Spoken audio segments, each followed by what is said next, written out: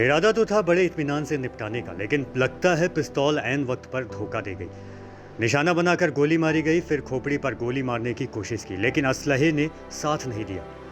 Video बाजार खाला के मेहंदीगंज का है, जहां श्याम चेतन तिवारी सड़क के किनारे खड़ा था। तभी वहां रहने वाला वैभव वाजपेयी आया। उसने श्याम चेतन तिवारी को एक गोली मारी। हल्ला गुल्ला मचा, लोग उसकी तरफ लपके। उसने पिस्तौल तान दी, सब डर कर पीछे हट गए।